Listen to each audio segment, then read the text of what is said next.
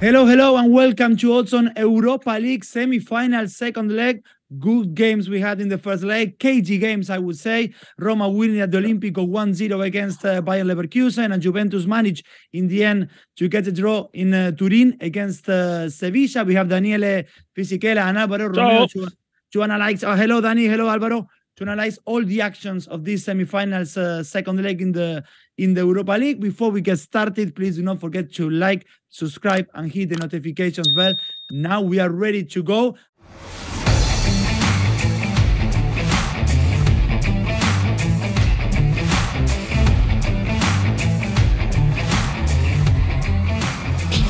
We're going to have to start with Bayer Leverkusen in Germany, of course, hosting Roma.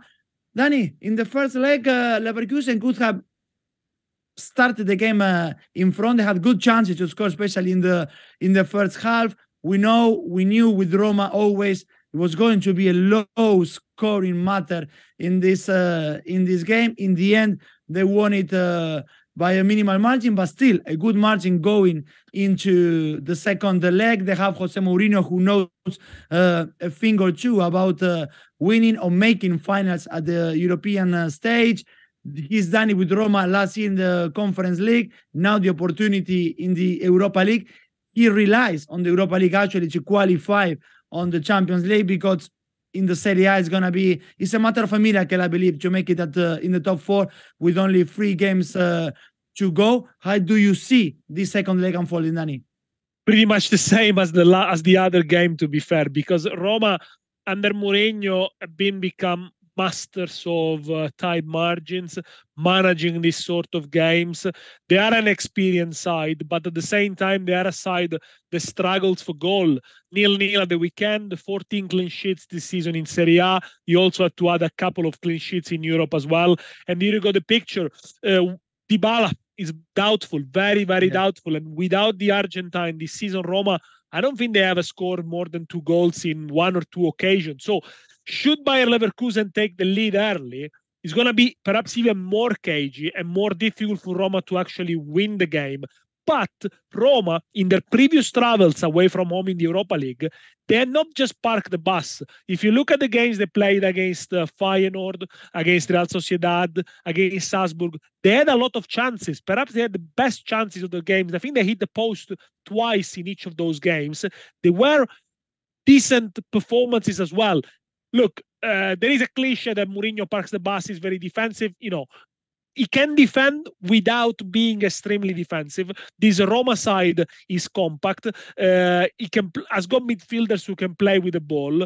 He's got good runners into the areas, the likes of the wing backs, especially when he got El Shaarawy, and on the other side Zalewski or Spinazzola. But they also have a lot of injuries to deal with, and they are missing players like Smalling, perhaps the same as Shaarawy as well. Wijnaldum back from injury recently. I think, Roma, if the game stays 0-0, Roma is very, very dangerous. They are extremely good at scoring from set pieces, almost scored with Ibañez against Bayer Leverkusen in the first leg. Yes, of course, they can leave the initiative to Bayer Leverkusen. But Bayer Leverkusen, we saw it at the weekend with a disappointing draw. Sometimes they struggle with those teams that sit down a little bit deep. And of course, playing at home, the pressure is going to be more on them. First leg, it was cagey, only 22 shots, and there were 7 cards. So there could be something along those lines as well, I feel. A very intense game with plenty of fouls, plenty of tackles. So I'm going to go maybe for over 4.5 cards, 188. It's quite conservative, I feel, because, there could be 5 cards or more here in this game. Maybe look for Gianluca Mancini to be being booked in the first leg. If he picks up another booking, doesn't really count because he doesn't miss the final. Last season, the most booked player in Serie A and in the Conference League. But I do trust Roma to do the job here, not to lose here. And I like the Asian handicap plus 0.5 on Roma, 186.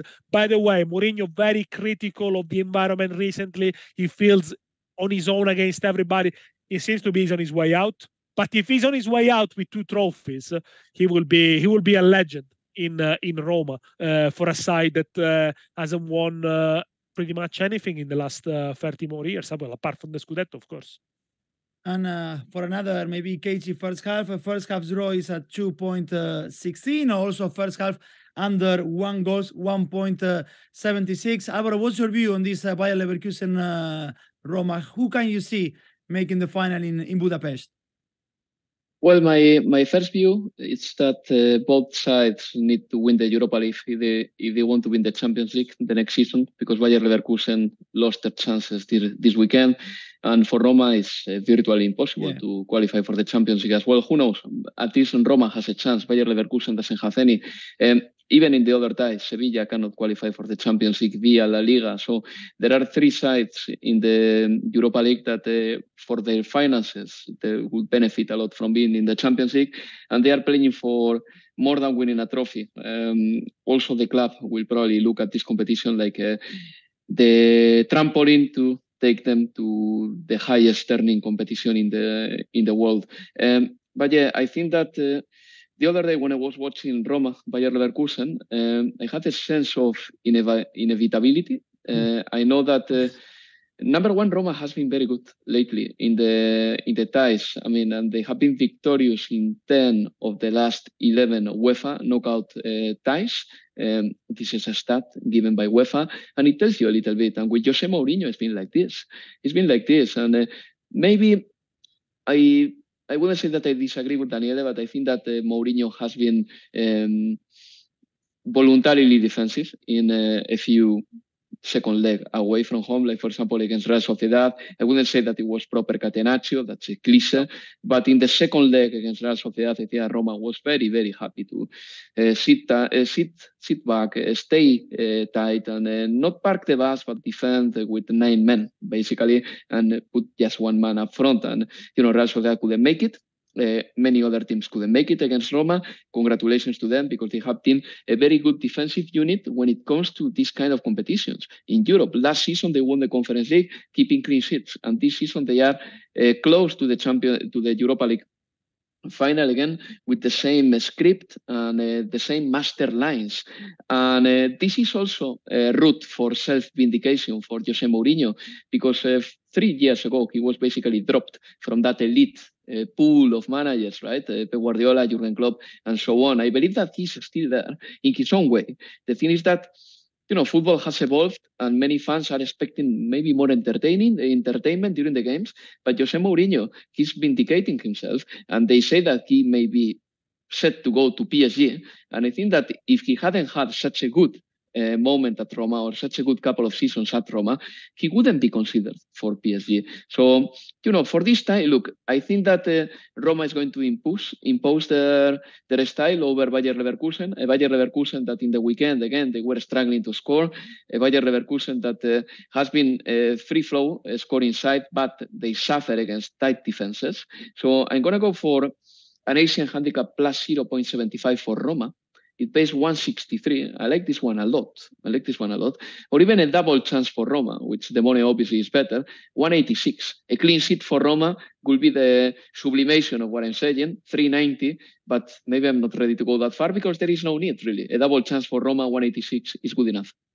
That sounds good, actually. Yes, the double chance for Roma. The odds to qualify to the final in Budapest, they stand so far at 2.75 for Bayern and 1.53 for Roma, of course, so placing Jose Mourinho's side as favorite for this one. Any particular individual market to look at this Leverkusen Roma? I had a feeling that it's more clearly individual market for Sevilla Juventus for this Bayer Leverkusen Roma. Guys, do you agree? Yeah, I agree. Yeah? In fact, the only individual market I have picked for this show is En-Nesyri to score, because it plays very well. But here, the odds for scoring and assisting together are not created yet. They will be created in 24 hours, I'm pretty sure, because these games are played on Thursday. But something that involves perhaps Tammy Abraham scoring or assisting will be paying around 2.2. That's my guess. And that would be good enough. Tammy Abraham to score is 3.3. It's not very likely that he scores. But if I can see anyone scoring in this game, it's probably him, because as Daniele said, Roma will try to profit set pieces. I think the individual market, it's difficult to judge, but you might want to look at cards. I mentioned before Gianluca Mancini to be booked. It could be also 𝐜𝐵ANYET's to be booked, Matic. You know, I think the cards here really could be one of those. I mean, or it could be for a red card in the game. You know, as I said, there were 7 cards in the first leg. Yes. Yeah. You know, it could be a red card too. Not only that there were 7 cards on the first leg, Dani, between Roma and Leverkusen, but all of them, the 7 of them, were on the second half. Starting, so that tells you tension rises. Yes, absolutely. So it is an indication. Absolutely, good spot. So that's our tips and prediction for Bayer Leverkusen Roma Champions League, not Champions League, Europa League semi-final, second leg. We can move now on to the other one, which is Sevilla in Andalusia against Juventus. Juve managed to score an equalizer at the 97th minute of the game, thanks to Gatti, assist by Pogba. Pogba, who, what a shame. He cannot make it for this return leg. He got injured after 20 minutes on the weekend. I feel sorry, really for him. The last couple of years, or 4 or 5 years, I don't know, since he moved actually to Manchester United, haven't been really good for him, apart for that first year in United and with Jose Mourinho as a coach. So shamefully, he will miss this second leg for sure against Sevilla. Alvaro, what the Mendilibar has done to this team is just pretty amazing. I remember his first match, if I'm not wrong, please correct me, was against Celta. On that time, they were like 2 points above relegation zone only. Now he just not only managed to leave any fear of relegation very far away now for Sevilla, but he managed to kick out Manchester United away from this competition. Even on the weekend, winning 3-2 against Valladolid, he said something which I smiled when I read it, saying like, even on the days we are not playing well, things seem to go in our favor. So that tells a lot, at least on the environment surrounding the team, in this case, Sevilla. With all this into context, and Sevilla being always the Europa League team, do you see them in the final? Don't underestimate the managers from the Basque Country, Leo. This is the biggest lesson, for our audience. Emery, Arteta, Lopetegui, for example, Mendilibar this year, they are all doing a very good job. Arrasate taking Osasuna to the cup final. And the truth is that the first game of Mendilibar was against Cádiz, not against Celta. Against Celta was the second one. Yeah, and they beat Cádiz 2-0. And in that game, I think that we got a proper couple of hints about how Sevilla was going to feature with Mendilibar. Goodbye to the long possession football. Goodbye to the long sequences of passing. Mendilibar didn't see the point. And when he exposed his ideas to Pepe Castro, when Pepe Castro, the Sevilla president, was doing job interviews to a few managers and all that, what he liked about Mendilibar is that he told him, look, I think that Sevilla should play this way. And Pepe Castro agreed completely. It was on the same page. Sevilla is playing very direct football and is working with Mendilibar. He has only suffered one defeat, and that defeat was against Girona. But other than that, they have had bad games. Because, for example, the game at Old Trafford, for 45 minutes, Sevilla was being incinerated. And yet, in the second half, they managed to survive with a couple of own goals by Manchester United. And that was probably the most difficult point for Mendilibar Sevilla. And as you said, they managed at least to get a positive result. And this side is winning and winning and winning in La Liga. And the other day against Juventus, they didn't win. They deserved to, but they got a decent result coming into this game. Look, I spent the weekend with plenty of Sevilla fans because my goddaughter is from Sevilla. All her family came to Santander. And, I was talking to them and I was telling them, what do you think of Sevilla against Juventus? And they were so confident. And I was like, but this is Juve we're talking about, guys. But, they told me, many of them, they don't know what is waiting for them at Sevilla. What kind of reception is waiting for them? I think that Juventus is not going to crumble mentally, as Manchester United did. But Sevilla at home in these European nights, we know that they are what they are capable of. And even in La Liga, they were fighting to avoid relegation before Mendilibar arrived. And now, in my opinion, they are the favorites to qualify for the Conference League. They are 8th or 9th, but they are very close, a couple of points away from that, and they are in a very positive run. Ocampos, Bryan Gil, Fernando, 𝐜𝐭𝐚𝐲, many players are stepping up. 𝐿𝐭𝐴𝐽a, for me, is one of the most important players of that Sevilla, by far, with his progressive passing as well, and his progressive runs too. Juventus is going to find it difficult, but I'm sure that they will put a competitive display. Anyway, I'm going to go for Sevilla to qualify. It pays 173, and I like it a lot.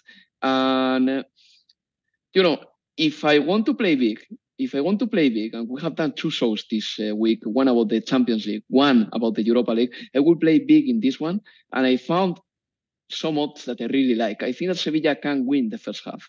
So I'm going to go for the halftime, full time. And if anyone is crazy enough to join me in this trip, come with me. Halftime, full time, home and home for Sevilla 4.0. Dani, do you have any advice for those overconfident relatives of Alvaro thinking about Sevilla having an easy ride here? Well, I think Juventus deserve more than being defeated in the first leg. Let's start with that. I think there was a clear... No. And I think they didn't deserve to be defeated. I think they deserve at least a point, or perhaps 3 points, because there was also a clear penalty shout on Rabiot.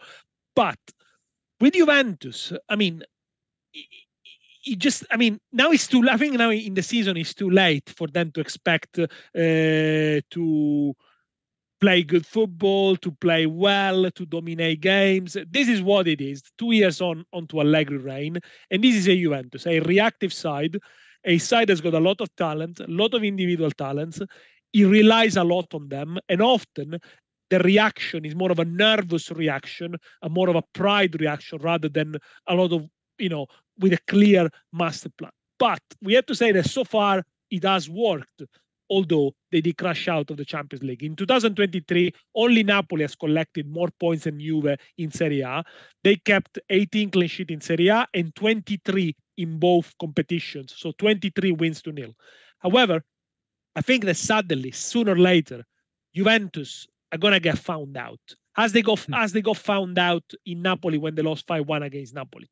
Which I'm saying is that to win a European trophy, even if it's the Europa League, okay, which Juventus were not supposed to play this season, you need a little bit more than just react to the opposition moves. You need a little bit more than just being compact, solid, and don't concede. I think you need a style of play, and you need patterns of play as well, not just individual talents, and Juventus doesn't seem to have. You need a little bit more of creativity there, that is not just relying on Di Maria and Chiesa, who are intermittent, by the way. I think Juventus as a squad is much better than Sevilla in terms of depth, okay, with everyone available. Perhaps it's even better than Napoli in Italy, but it's the way they are put together and they are assembled and they play that doesn't convince me. And I think maybe this could be the game where they go find out. I still remember the nights in Lisbon, the nights in Paris, the night in Haifa, when they got found out. And the away Juventus in the Europa League, apart when they dismantled Nantes, has not been that exciting, to be fair. They beat Freiburg. Against Sporting Lisbon, they did okay. In the first league, they went great, to be fair. And maybe this is a step too far for Juve. Difficult to say, though, because I think they will always going to create chances. They will always have that clear-cut chance to score. But I think, yes, Alvaro is right. Sevilla's got the pedigree, has got the Sanchez-Pizjuan factor. I got the history on the side. It's a very good squad as well, which has been rejuvenated by Mendilibar. It's very difficult to judge this one. Look, first leg, 7 cards as well, 24 shots, so not exactly a very open game. There could be a lot of cards here as well. Again, nerves. I feel this could go out to extra time, really. Juventus might have the master plan to try to drag it on as much as possible. Both to score for me, 198. Juventus will have a chance. We'll have a couple of chances, but Sevilla cannot be underestimated. And then again, a speculative one, over 5.5 cards, 214. So whereas on the Roma game, we said over 4.5 cards to find value, here you need to go 1 card up, but it could well be that game of many cards. So really angle on the balance. I'm not sure Juventus. I'm more confident about Roma making it. Let's put it that way. Of course, also because they start 1-0. But I'm more confident about Roma not losing in Germany rather than this one. On very similar odds to that, both teams to score that Daniele mentioned, which is on 1.98. Sevilla to score first, as it happened as well on the first leg in Turin, is at 1.91. Sevilla first team to score. Alvaro, you mentioned before with the Roma Leverkusen, you had your individual market here. Of course, the focus is on 𝐬𝐻. Do you have any other one? Actually, you could repeat again what you said before about the 𝐬𝐻. Yeah, 𝐬𝐻 is on a great run. He has been one of the best scorers in European football since football resumption after the World Cup. His aerial power is, I would say, that unmatched right now. Cristiano Ronaldo in Europe was the only player who could jump as much, really. And him to score pace 2.6 is the focal point of Sevilla. Nice. And also, naturally, he should be playing 90 minutes because his replacement, Rafa Mir, has been so bad over the last 2 seasons that Mendilibar will think not only twice, but maybe a million times before replacing 𝐬𝐻 for Rafa Mir. 𝐬𝐻 will have to be knackered, so he's going to stay on the pitch. And another market that I love, but unfortunately is not open yet, but it will be open soon in 24 hours, is Cuadrado to be booked if he plays. Because he's going to be playing on the left, and Sevilla attacks a lot from there with Brian, who is a very gifted and fast winger who takes you on all the time, and 𝐿𝐴𝐴 as well. And the 𝐴CCA-Cuadrado battle, I think that can offer a couple of cards there. Yeah, actually, an 𝐴CCA booking is also something very plausible.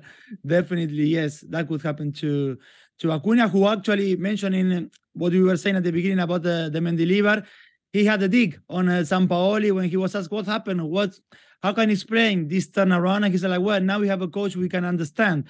So that's the opinion. That helps. That helps. Let me tell you something about 𝐴CCA.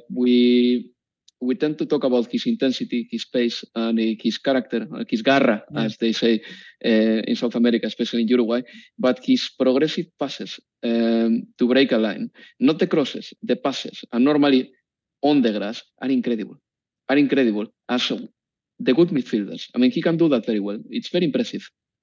And Sevilla sometimes is benefiting from that because the midfielders know that 𝐴CCA is going to find you.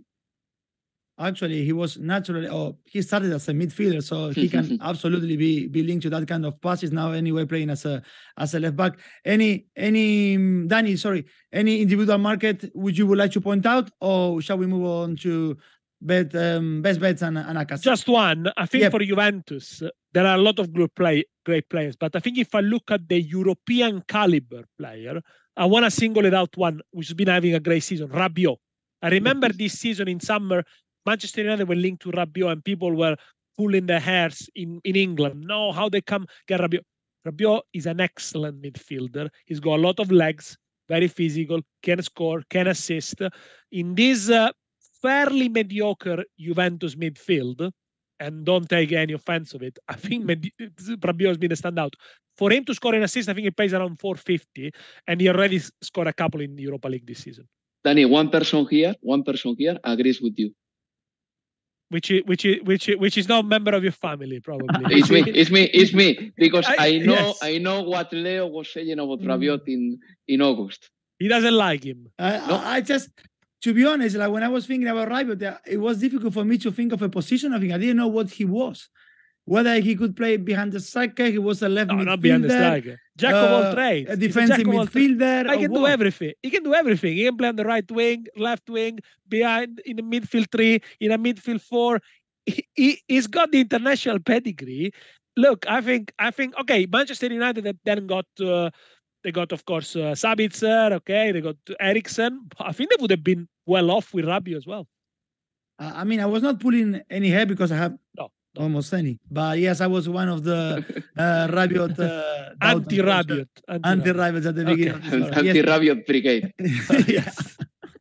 I don't know how many we are, if we are many. But there are a few in Italy. I can introduce you to a good 100 of people, mostly Juventus fans. But they've changed their mind this season about Rabiot. All right. Anyway, okay. He's good in the air as well. So it's true.